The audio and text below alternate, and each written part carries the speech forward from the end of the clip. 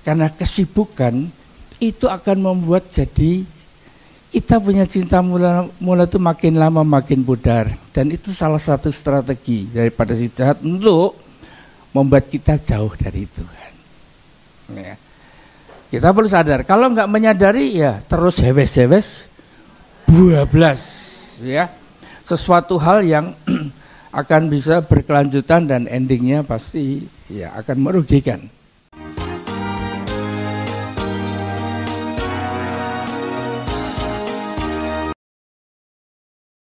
Hari ini saya akan bagikan satu topik yang perlu sebagai gembala untuk mengingatkan setiap kita sebagai orang percaya, sebagai orang Kristen, sebagai orang yang mengakui Yesus sebagai Tuhan dan Juru Selamat, bahwa kata kasih yang semula ini merupakan hal yang perlu untuk kita mulai temukan di dalam diri kekristenan kita. Alkitab mengawali ya dengan pernikahan. Siapa yang menikah? Ya, di dalam Alkitab dimulai dengan Adam dan Hawa. Nanti pada akhir daripada kehidupan manusia, waktu Tuhan datang kali yang kedua akan terjadi pernikahan. Siapa yang menikah? Tuh, masih ada yang bingung kan? Kita semua mempelai wanita dan mempelai prianya adalah Yesus Kristus Tuhan. Oleh karena itu perjalanan pernikahan di muka bumi ini itu seakan-akan mengingatkan kita. Ada yang pernikahan yang kandas, ya. Ada yang pernikahan yang penuh dengan riak gelombang. Tapi kalau bisa diakhiri dengan baik, sesungguhnya kerinduan kita juga nanti kita akan menikmati pernikahan anak domba Allah. Kapan?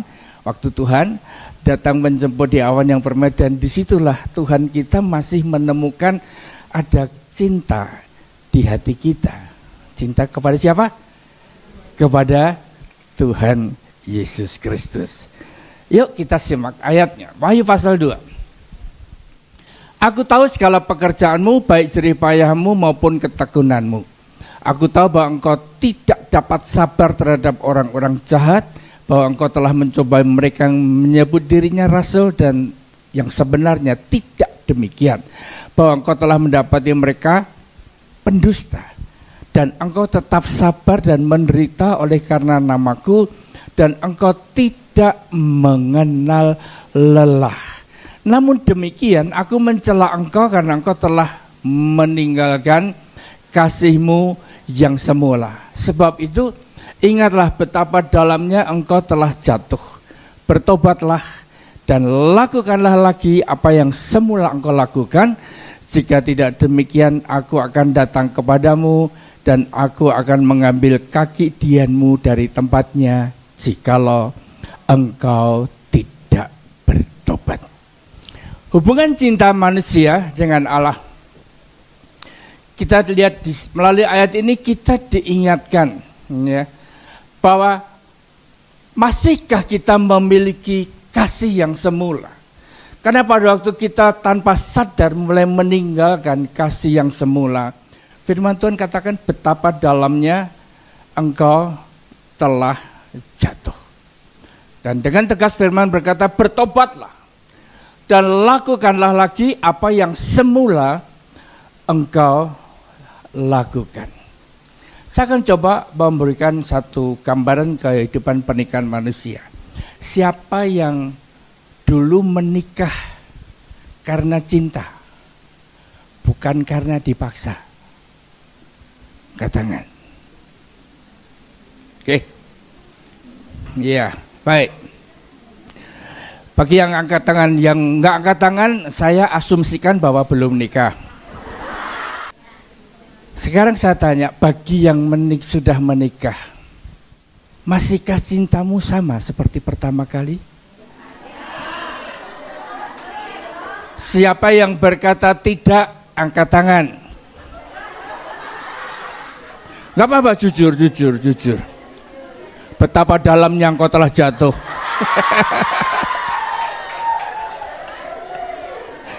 Iya. Bertobatlah dan lakukanlah lagi. Iya. Di dalam pernikahan di dunia ini, ya, kalau cinta mula-mula itu sudah mulai menurun, ya, mulai redup, biasanya ada sinyalnya. Sinyalnya itu suka berantem. Selalu aja ada perbedaan pendapat, ya. Selalu aja hal-hal yang memang sulit untuk diterima. Karena pola pandangnya sudah mulai bergeser. Oleh karena itu, kalau kita punya sinyal seperti itu, ya, itu merupakan hal yang sebetulnya bagus. Bagus untuk siapa? Untuk kita nih diingatkan, ada risiko ini, ada bahaya ini. Begitu pula dengan Tuhan. Pada waktu kita pertama kali jatuh cinta sama Tuhan, coba kita review. Pertama kali kita mulai kenal dan kita dapatkan akan kelahiran yang baru. Begitu besar cinta kita. Mungkin hujan gerimis itu nggak akan bisa menahan kita untuk kita pergi ibadah. Bahkan tempat yang jauh pun, kalau terlambat bayar taksi mahal pun it's okay.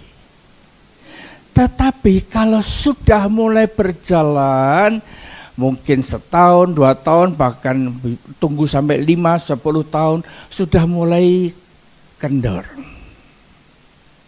Ya, begitu gerimis, ya ibadah berikutnya aja lah. Tambah siang, tambah gelap lagi. Ya kelihatannya sore nanti. Sore awan malahnya awan merah atau awan hitam. Lah kebetulan ya. Malah haleluya. Kalau saya menggunakan bahasa daerah ya, bahwa cinta kita sama Tuhan itu sudah mulai tidak terasa lagi gregetnya. Siapa yang nggak ngerti kata greget itu apa? Ya, setrumnya nggak ada. Orang pacaran digandeng nyebrang jalan aja gemeter loh. Mukanya merah semuanya, betul kan? Masih merahkah mukamu digandeng suami? Atau berkata, sumuk?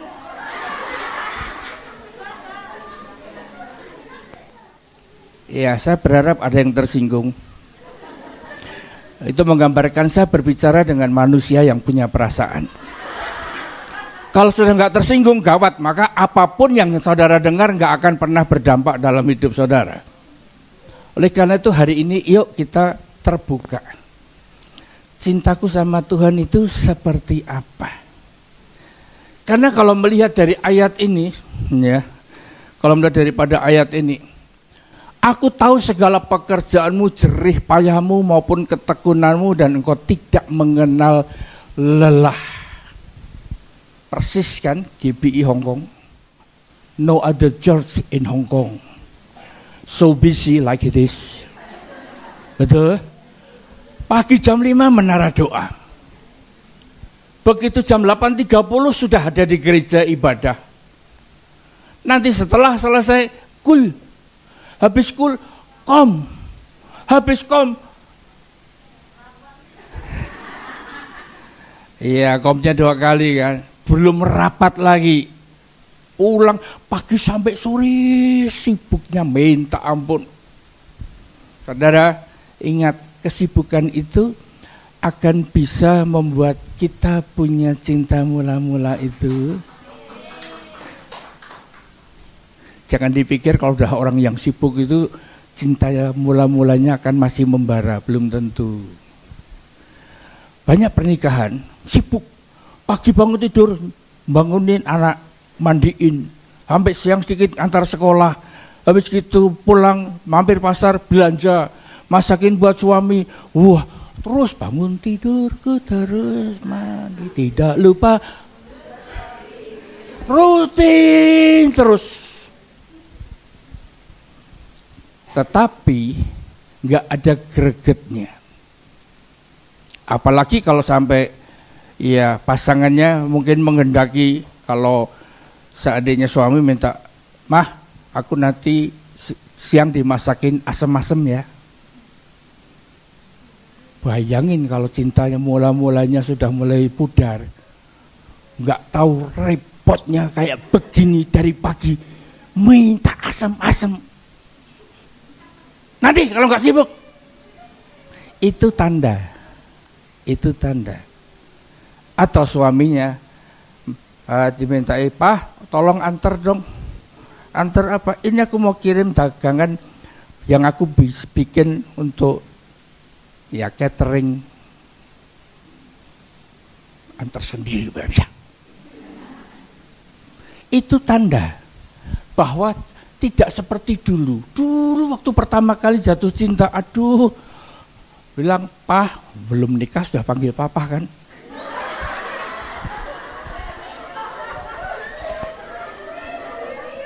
Iya. Anak belum ada, baru pacaran udah panggil papa mama. "Pak, nanti sore dijemput ya." Wah. Walaupun hujan lebat tetap dijemput kan.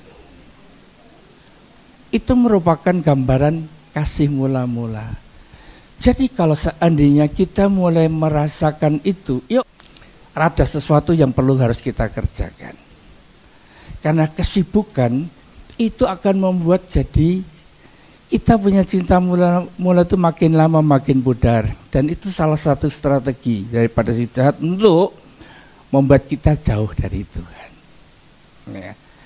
Kita perlu sadar, kalau nggak menyadari ya terus hewes-hewes, bablas, ya. Sesuatu hal yang akan bisa berkelanjutan dan endingnya pasti ya akan merugikan. Yang kedua, karena keinginan daging. Keinginan daging itu jelas berlawanan dengan keinginan roh. Apa saja sih keinginan daging? Yang pertama bisa dikarenakan nyaman. Udahlah nggak ada masalah, nggak ada persoalan, semua happy ya, happy ye, ya toh. Ya putar ke kanan, putar ke kiri gitu. Dan kehidupan yang begitu nikmat secara daging itu bisa menyeret kita. Ngapain repot-repot pelayanan dah? Aku kan sudah lulus kom. Ngapain melayani? Cari kerjaan aja. Nah, mulai larut. Maka nggak heran ada lulusan kom yang nggak melayani sampai hari ini. Untuk apa saudara belajar? Kan kita ngerti, saudara belajar masak tapi nggak pernah masak. Nggak pernah bikin makanan. Saudara jadi dokter gigi, nggak pernah nyabut gigi. Nah buat apa? Saudara belajar firman tapi nggak pernah mempraktekkan dan menjadikan itu berkat buat orang lain. Supaya pintar sendiri, sayang. Kita prinsipnya adalah diberkati supaya kita menjadi berkat. Keinginan daging seperti ini akan bisa membuat kita makin lama makin slow ya. Nah, apalagi kalau di dalamnya ada kebencian yang mana nggak bisa diselesaikan. Daging ini rasanya, wah aku kalau melihat orang itu, gitu ya. Ada marah, ada benci, ada kecewa, dan itu disimpan berkepanjangan. Maka yang terjadi, kita punya cinta sama Tuhan jadi makin lama makin pudar. Karena apa? Daging ini dipuaskan. Otomatis lah. Sehingga dalam keadaan seperti ini, ayo kita introspeksi. Kondisi di mana cinta sama Tuhan itu mulai pudar, sibuk mungkin iya, tapi tidak menjamin bahwa cinta kita tetap membara dengan Tuhan. Sehingga kalau kondisi yang semacam itu terjadi, kita mintanya sama Tuhan gini, Tuhan berikan aku sinyal. Sederhana sebetulnya, damai sejahtera itu sudah mulai menyingkir dari kehidupan kita. Karena apa? Tuhan gak hadir. Karena apa? Karena kita sudah gak punya lagi greget sama Tuhan. Sehingga kondisi semacam ini membuat kadar daripada cinta mula-mula kita ini makin lama makin datar. Kalau saudara menyadari, yuk kita perlu untuk segera berbalik. Apa yang kita bisa lakukan? Ya, ambillah waktu sabatmu saat teduh pribadi Di dalam kita menghampiri Tuhan, saya tahu bahwa ada yang benar-benar sibuk dari pagi sampai dengan malam.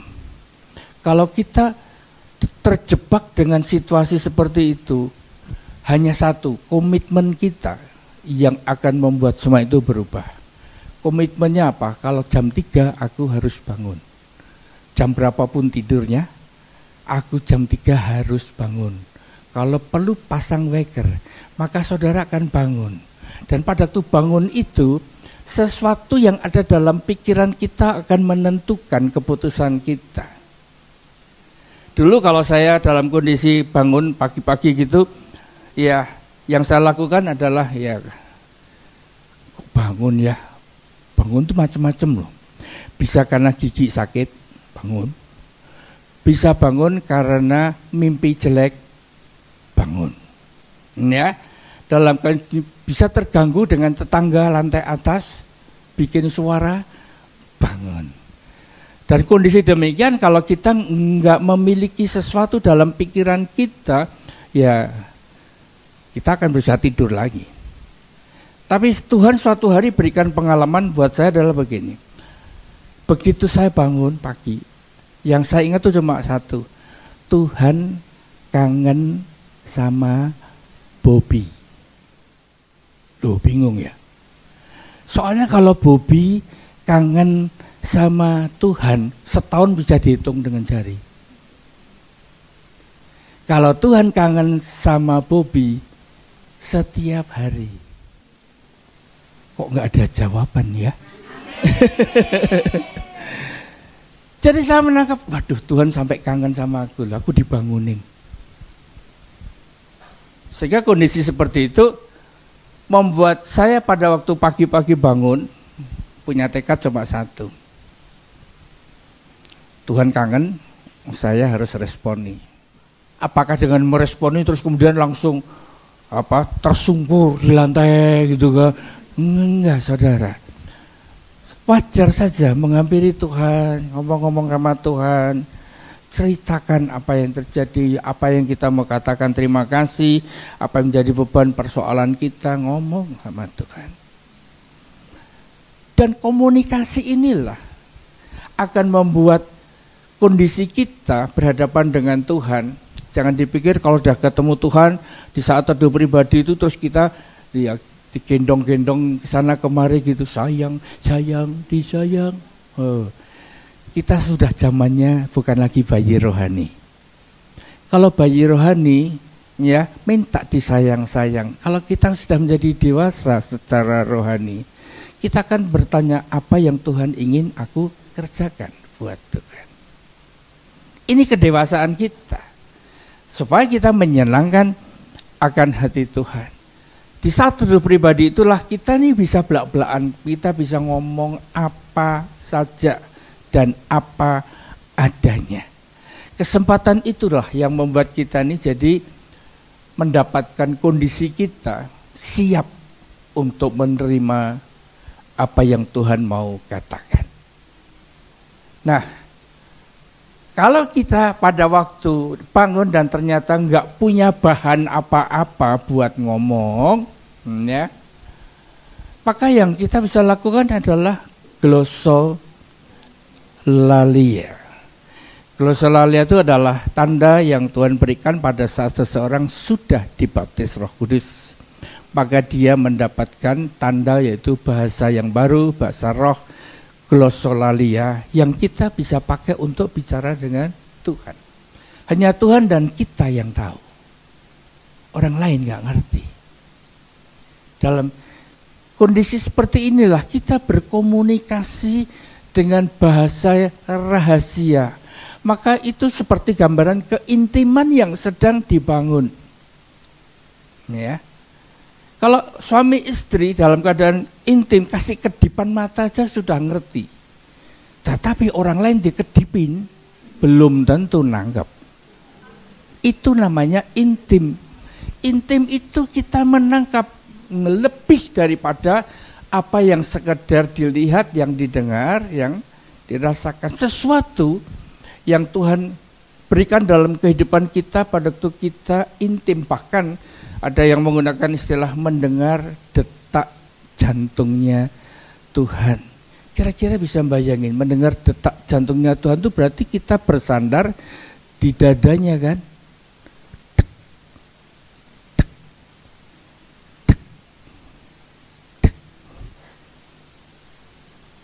Nah, waktu kita berglosolalia, kita mulai mengutarakan apa yang ada di dalam hati kita. Sampai kita nggak bisa ngomong pun, roh kita itu membantu untuk kita berbicara kepada Allah. Saya percaya kalau seseorang mengerti akan jalan keluar seperti ini, maka akan kembali lagi ya, kita diingatkan tentang kasih sayangnya Tuhan yang luar biasa. Kalau sesama manusia, bisakah terjadi? Bisa. Suami istri. Saya berulang kali cerita, saya kalau dengan mami sudah mulai ada korslet. You know korslet. Tegangan makin tinggi, ya. Suami istri bisa kan? Nggak mungkin suami istri itu happy ya terus happy ye. Ya ada sesuatu yang membuat kita nih kayak nggak ketemu gitu kan. Iya. Pada saat emosi sedang tinggi, kita mau ajak ngomong nggak bakalan bisa selesai. Saat teduhnya, suami istri, kalau kami berdua saat teduh kami adalah di Fairwood. Jangan ketawa loh. Di Fairwood itu tempatnya luas. Kita bisa pesan makanan yang paling lama makannya. Namanya Tapinlo. Loh kalau beli kari ngolam gitu kan cepat sekali kan dikeluarin dan makan. Kalau ini kan dipanasi dulu apinya, dicelupin satu-satu gitu kan. Kan nggak bisa langsung dimakan kan, jadi lama sambil ngomong-ngomong. Dan banyak hal yang bisa diselesaikan melalui perbedaan pendapat, pikiran yang terjadi di antara kita. Tapi sama Tuhan yang salah kan kita terus kan, nggak mungkin Tuhan yang salah. Jadi kita harus datang dan terbuka kepada Tuhan. Dan keterbukaan inilah yang membuat kita mendapatkan jembatan untuk kembali merebut damai sejahtera dan sukacita yang mulai terenggut oleh keadaan di dunia ini. Kedagingan kita dapatkan kembali. Banyak orang yang dalam kehidupan kita itu punya utang sama Tuhan, utang kebaikan Tuhan, utang pertolongan Tuhan. Ya, itu masing-masing nggak sama. Tapi melalui Lukas pasal 7, di situ diingatkan dalam perikop ini, ya, Simon, ada yang tidak kukatakan kepadamu, kata Yesus. Katakanlah guru, ada 2 orang yang punya utang, yang kepada seorang pelepas uang. Yang seorang berutang 500 dinar, yang lain 50. Karena mereka nggak sanggup membayar, maka ia menghapuskan hutang kedua orang itu. Siapakah di antara mereka yang akan terlebih mengasihi dia? Jawab Simon, aku kira dia yang paling banyak dihapuskan hutangnya.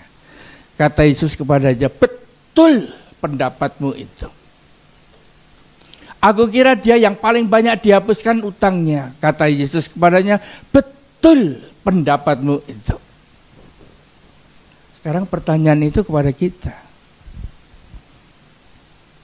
Hutang apakah yang kita dapatkan dari Tuhan? Ini ya. Saya akan berikan contoh-contoh ini untuk kita bisa menemukan pengertian hutang. Hutang itu bahwa sesuatu yang kita harus bayar sama Tuhan. Kalau seandainya kemarin saudara masuk angin, tahu masuk angin, dan kemudian ya saudara ketemu teman dan berkata, kamu masuk angin, tak keriin gitu kan. Setelah dikeriin sembuh, utang bisa bersaksi loh. Tuhan tuh baik loh. Aku kemarin masuk angin. Kok ketemu cempluk. Cempluk nawari aku kerian. Aku dikeriin. sembuh sekarang. Tuhan baik. Utang kan? Besar apa kecil? Tuh bingung kan? Bingung kalau belum ada pembandingnya. Pembandingnya dokter periksa seluruh sampai pakai X-ray, pakai CT scan, pakai MRI, dan dokter akhirnya dengan wajah yang jelek ngomong, maaf, kami sudah berusaha sebisa mungkin, tapi dari diagnosa yang dibuat, ibu paling lama 3 bulan meninggalkan Hong Kong dan dunia selama-lamanya. Nah, pada saat itulah menjerit, Tuhan Yesus, 3 bulan. Teriak-teriak doa, puasa. Ya, minta teman-teman dukung. Dan suatu hari dalam masa 3 bulan itu, saudara dijamah Tuhan. Dan pada akhirnya sembuh, hasil pemeriksaannya semua normal kembali. Besar mana utangnya? Sama yang pertama? Oh, ngerti juga ya. Ngerti juga. Ya. Dari sini utang itu kalau makin besar, itu akan membuat seseorang itu punya tempat pijakan untuk kembali kepada kasih mula-mula.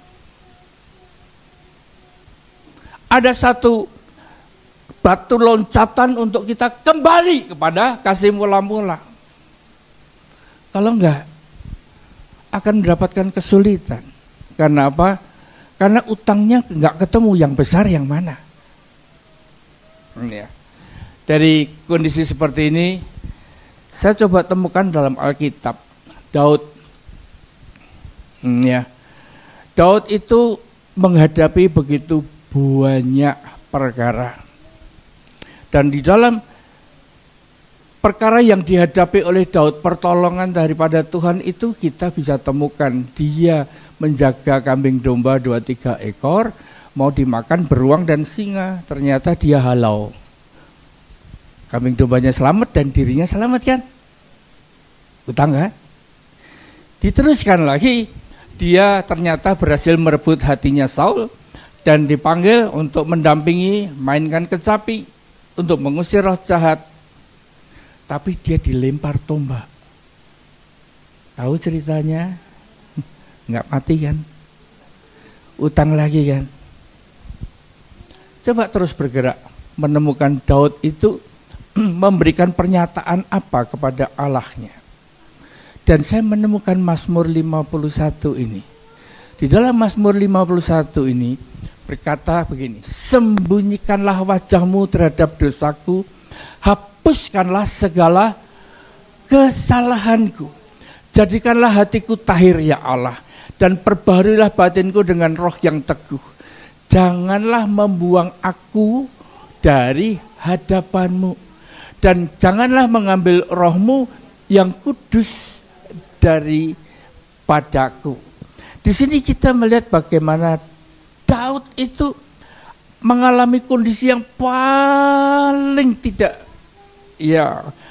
mengenakkan dirinya pada saat roh Allah itu menjauh daripadanya. Dan ternyata melalui jeritan hati Daud ini kita menemukan itu adalah hutang yang besar dari Daud kepada Allahnya. Itu yang membuat dia kemudian berkenan di hati Tuhan. Yang berikutnya bicara tentang Petrus. Petrus ini mendapatkan dirinya disayang. Ya, satu daripada 3 orang murid Yesus yang paling dekat, betul kan? Nah, bahkan dia berani berkata, Guru, walaupun semua goncang imannya, aku sekali-kali tidak. Dan kita menemukan bagaimana dia ditempelak sebelum ayam berkokok, dia telah menyangkal Yesus. Kemudian juga peristiwa yang dia temukan di dalam kehidupannya, ya, Dia akhirnya stres dan kembali lagi menangkap ikan. Tetapi peristiwa di tepi Danau Galilea, yang mana Tuhan Yesus menyediakan roti dan ikan bakar di tepi Danau Galilea buat Petrus yang barusan menangkap ikan karena perintah Yesus. Itu membuat dia jadi mulai ngerti. Ada rencana Allah. Gembalakanlah domba-dombaku. Peristiwa ini membuat Petrus berubah total. Dia memiliki tempat berpijak. Dia untuk mempertahankan cinta mula-mulanya kepada Tuhan. Dan itulah gambaran daripada kasih mula-mula yang bisa dipertahankan. Yang berikutnya adalah kesaksian pribadi kita. Saudara, punyakah engkau satu sinyal untuk mengingatkan kasihnya Tuhan? Kalau saudara dikelilingi dengan tanda-tanda begitu, bersyukurlah. Saya saksikan apa yang saya alami. Ya, banyak kalian mengerti bahwa saya tahun 2020 ya melewati satu tempat yang namanya Rutonji Hospital. 5 malam 6 hari. Ya. Kalau saya pada saat sekarang boleh seperti yang saya ada, itu semata-mata hanya karena kasih kemurahan Tuhan. Hutang yang saya gak bisa bayar. Dan Tuhan berikan beberapa sarana untuk mengingatkan saya. Kalau di bawah itu ada suara sirine ambulans. Saudara pernah dengar sirine ambulans? Apa yang melintas di benakmu? Siapa yang sakit? Apa majikanku mungkin dijemput gitu? Kalau buat saya, sirine ambulans itu mengingatkan bahwa saya pernah ada di dalam dengan tekanan darah 193 dan yang di bawah 130. Bagian kiri tubuh saya nggak bisa lagi merasakan apa-apa. Saya dibawa ke rumah sakit. Itu mengingatkan saya akan kasihnya Tuhan sehingga membuat saya boleh ya ada seperti sekarang ini. Di bawah saudara kalau perhatikan di bagian parkir, pernah saudara melihat ada orang yang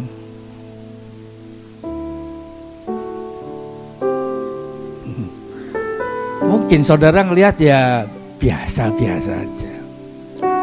Tapi buat saya itu menggambarkan bahwa cinta kasihnya Tuhan buat saya boleh ada seperti sekarang ini. Dan saya nggak bisa bayar.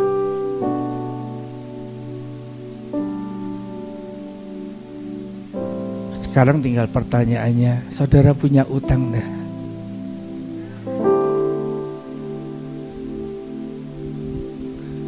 Kalau saudara merasakan itu utangmu besar,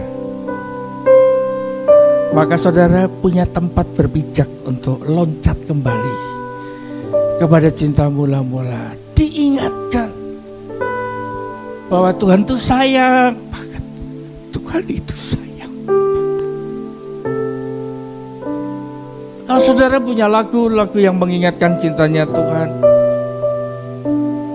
saya yakin lagu itu akan membuat sentuhan di dalam hati kita untuk mengingatkan bahwa Tuhan itu sayang. Masing-masing orang punya lagu gak sama.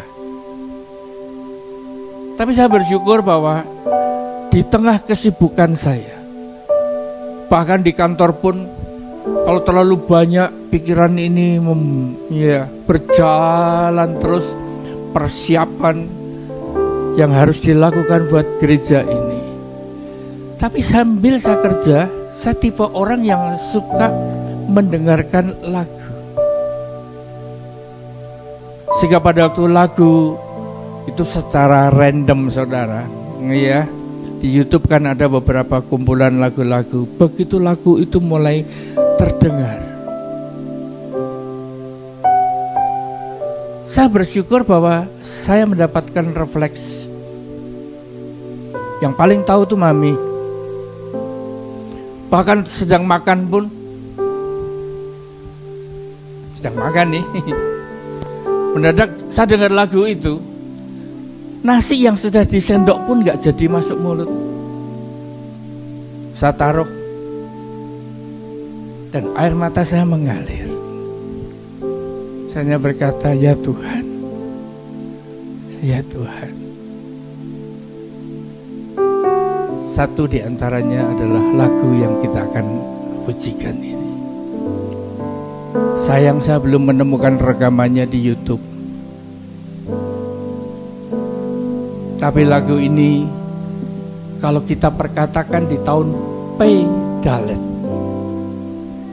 kita akan buka pintu yang selama ini tertutup dengan memperkatakan bahwa aku punya kekasih adalah hanya Tuhan Yesus. Dan kita gak akan mengingkarinya sampai Tuhan datang kembali. Amin. Amin. Yo, kita naikkan. Kasihku hanya Yesus saja.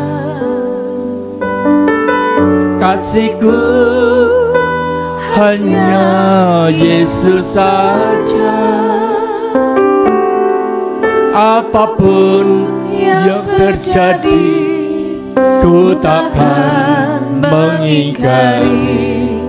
Kasihku hanya Yesus saja. Kasihku hanya Yesus saja. Kasihku hanya Yesus saja. Apapun yang terjadi, ku takkan mengingkari. Kasihku hanya Yesus saja. Kalau kita dengan DNA Pray, Praise and Worship di tahun P Dalet ini, kita naikkan pujian ini hari lepas hari. Saya percaya apa yang kita perkatakan, apa yang kita bawa sebagai pujian kepada Allah, itu akan terjadi dalam hidup saudara dan saya. Amin. Amin. Saudara yang merindukan itu terjadi, angkat tanganmu ke atas dan katakan, kasihku hanya Yesus saja. Kasihku